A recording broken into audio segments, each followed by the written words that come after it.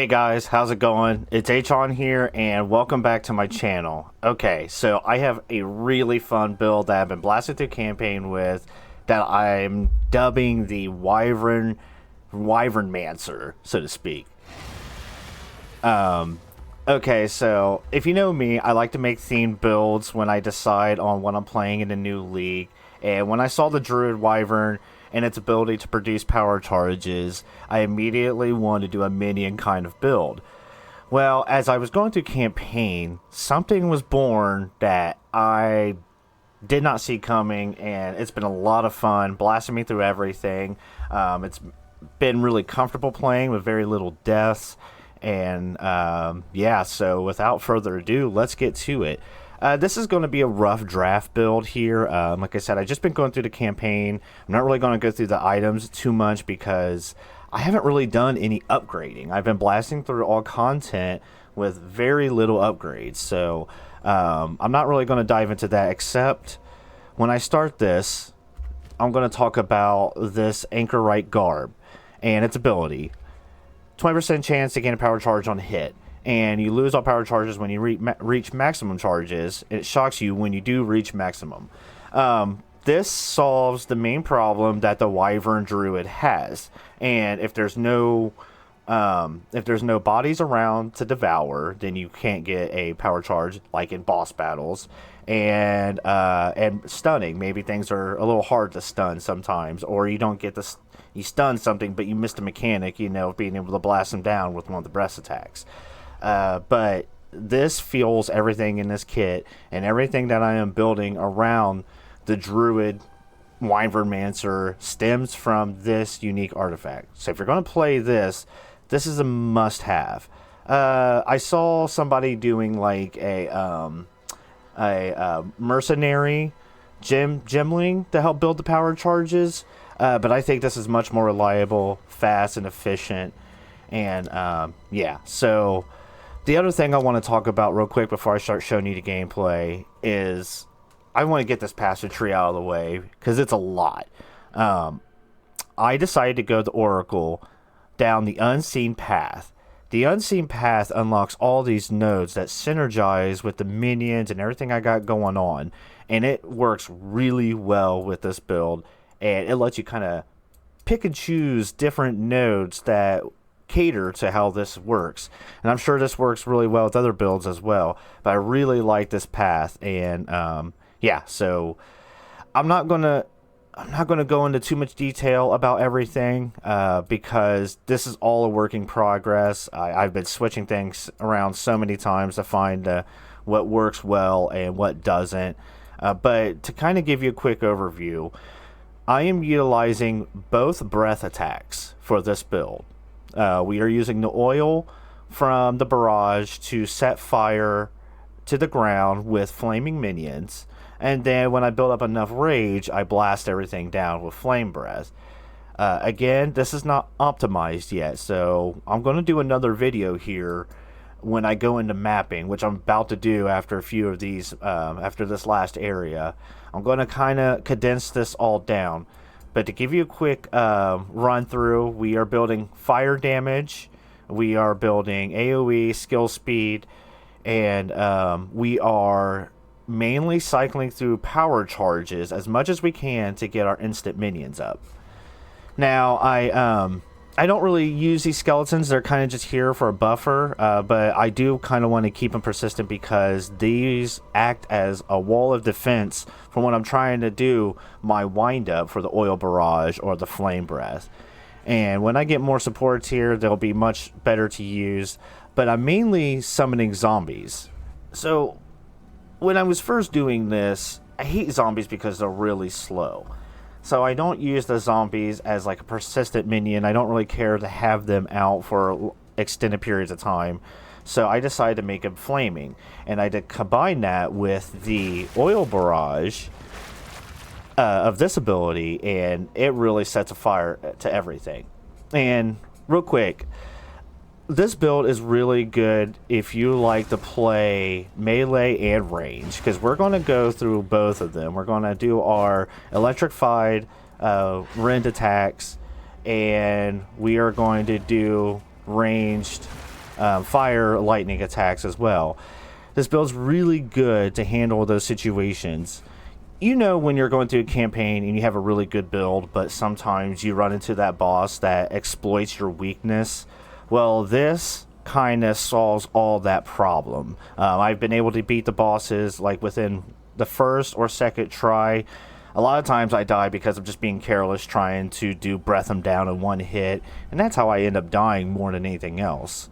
The other thing I gotta talk about with the problem is we are losing a lot of natural defense by using this level 33 body armor this whole time. We're not getting a lot of this. We're not really using evasion, and the energy shield is negligible. So, yeah, so we're building around trying to defend that.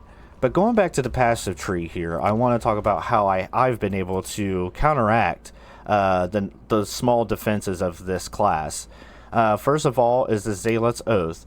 Excess life recovery and regeneration is applied to energy shield. So what's really nice is when you devour with the Wyvern, you get a huge bump in your recovery, and that is really nice for keeping your energy shield up. I also use a defensive layer of...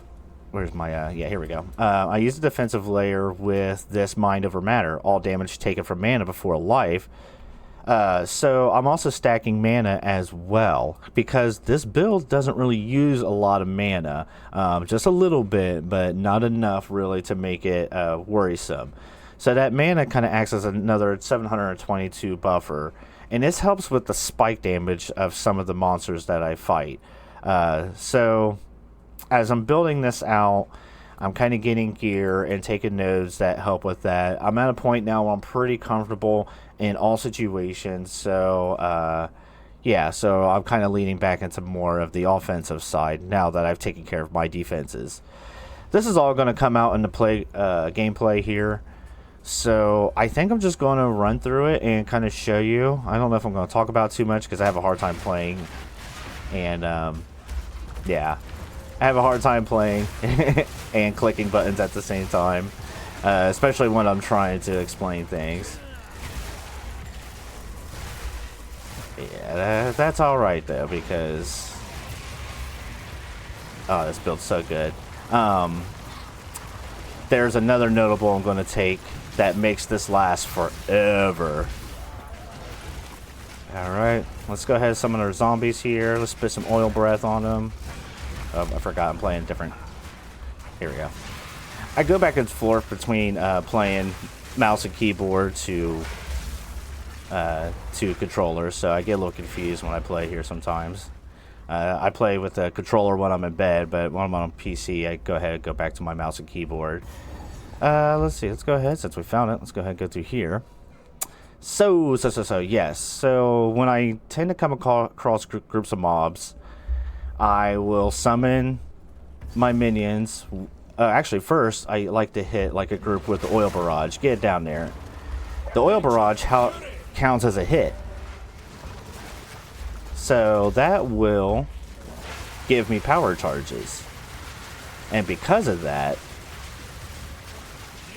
it tends to stay on almost infinitely.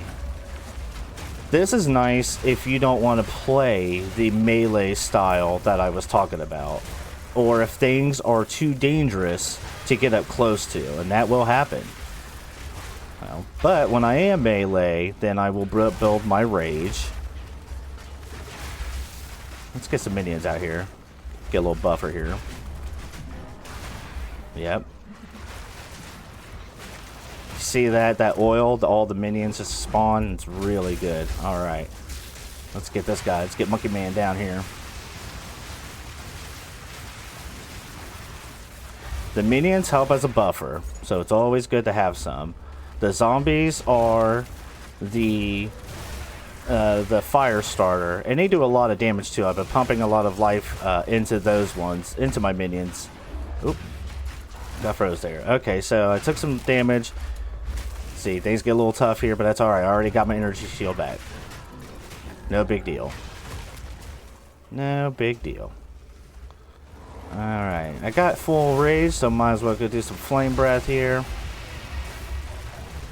Let the minions take the aggro.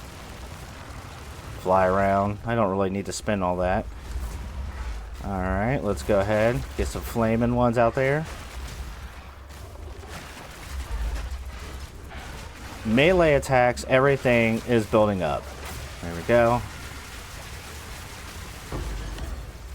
Yeah, this is so much fun. I couldn't wait to get this to you guys because I've been having a great time, and this is probably going to be my main class from now on until something better comes along. And honestly, I don't think there's anything better than this right now, in my opinion. Again, I like to play themed builds, so a lot of times when I'm trying hard to make a certain theme, builds just don't work out. And that just happens. But that's how I like to play Path of Exile. I'm not trying to lightning spear the whole map down. That's just not fun to me. I love the idea of just having all these zombies running around in my dragon form, catching things on fire, doing cool ultimate attacks. It's just really awesome. Yeah, so, alright, well, I am going to continue to play here and go through this cave. And I'm going to try to do the boss with as very little failures as possible here. Oh yeah, let's get some buffer between us. Again, my name is Sean. If you like this, give me a like and subscribe. Because I can use the help with my whole 68 followers. But I do this for fun, and one day when I get moved into my new house, my wife starts working again, I will be streaming and making more videos like this more often. I just had to get this out here though. Wyvernmancer are so dope.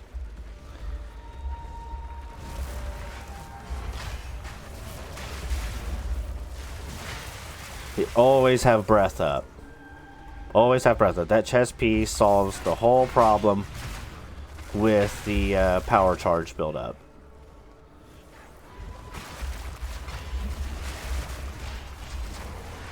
So I also have it to where every time I spin power charges, I get a maximum energy shield and some mana back. So that kind of helps with the sustainability of it all.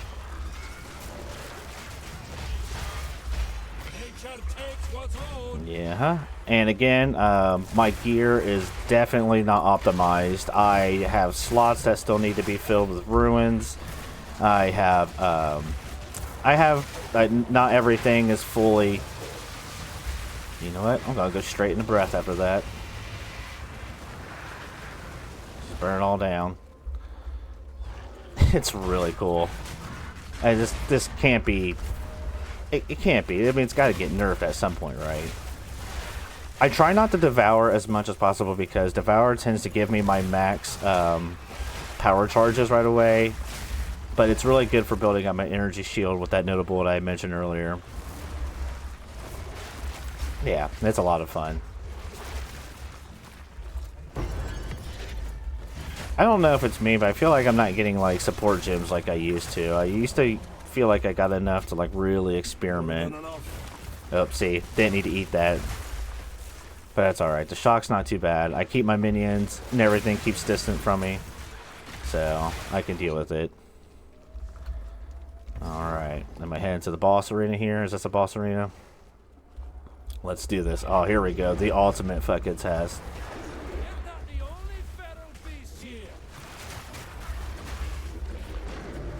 No.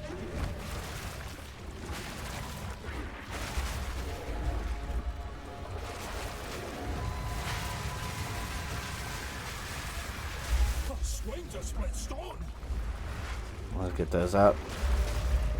Keep our distance. Oof.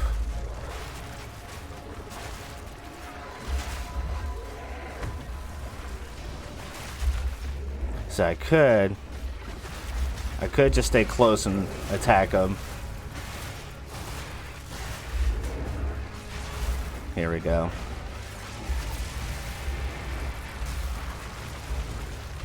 I don't think that would. It always makes me nervous no matter what.